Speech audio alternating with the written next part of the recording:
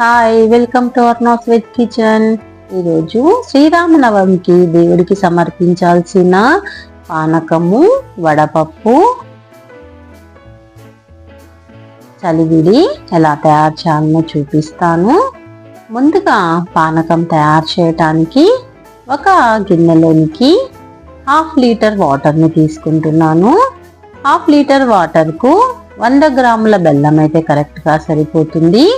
మీరు ఎంత పానకం తయారు చేసుకుంటున్నారో ఆ క్వాంటిటీని బట్టి బెల్లాన్ని ఇంక్రీజ్ చేసుకోవడమా తగ్గించుకోవడమా చూసుకోండి.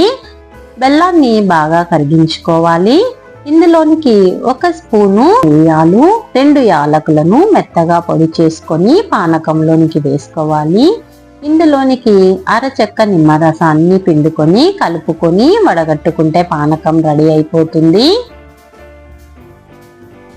చలివిడిని ఎలా తయారు చేయాలనో చూపిస్తాను. అందుకోసము 1 కప్పు బియ్యాన్ని తీసుకొని 2 సార్లు బాగా కడిగి 2 గంటల పాటు నానబెట్టుకోవాలి. టైం ఉందంటే 3 అవర్స్ అయినా నానబెట్టుకోవచ్చు. మనం చేసుకుంటున్న పానకము, వడపప్పు, చలివిడి వంటికి చలవ చేస్తాయి. 2 అవర్స్ పాటు బాగా నానిన బియ్యాన్ని వడకట్టుకోవాలి. ఇందులో వాటర్ అంతా వెళ్ళిపోయిన తరువాత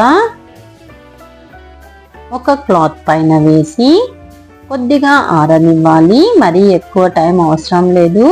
ఒక 5 to 10 మినిట్స్ ఆరితే సరిపోతుంది. తడి బియ్యాన్ని మిక్సీ జార్లోనికి వేసుకొని మెత్తగా పౌడర్ చేసుకోవాలి. అరిసెలు చేసుకునేటప్పుడు చేసుకుంటాం కదా, సేమ్ అదే ప్రాసెసే. మెత్తగా పౌడర్ చేసుకున్న తర్వాత జల్లించుకోవాలి. ఈ ప్రాసెస్ కాస్త లేట్ అవుతుంది.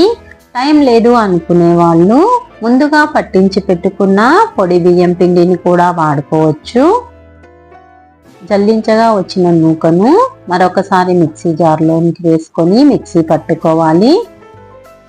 చలివిడి కోసము 1 కప్పు తడి బియ్యం పిండిని తీసుకొని ఎంతైతే బియ్యం తీసుకున్నామో అందులో సగం బెల్లం తీసుకోవాలి. 2 యాలకుల పొడిని, 2 స్పూన్ల నెయ్యిని వేసుకొని బాగా కలుపుకోవాలి.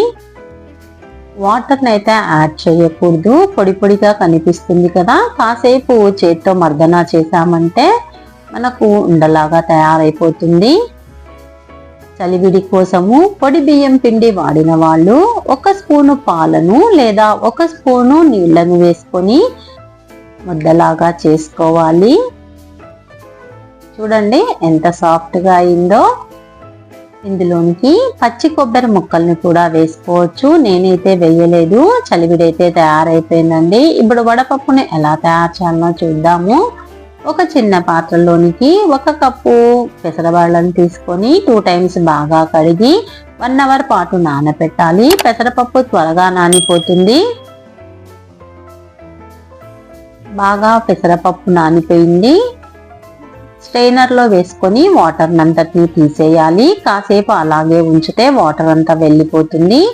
వీటిని ఒక బౌల్లోకి ట్రాన్స్ఫర్ చేసుకొని కొద్దిగా క్యారెట్ తురుము, 1 స్పూను మామిడికాయ తురుము, కొద్దిగా ఉప్పు, పచ్చిమిర్చి, కొత్తిమీరను వేసుకొని కలుపుకోవాలి. అంతే అండి, వడపప్పు కూడా తయారైపోయింది.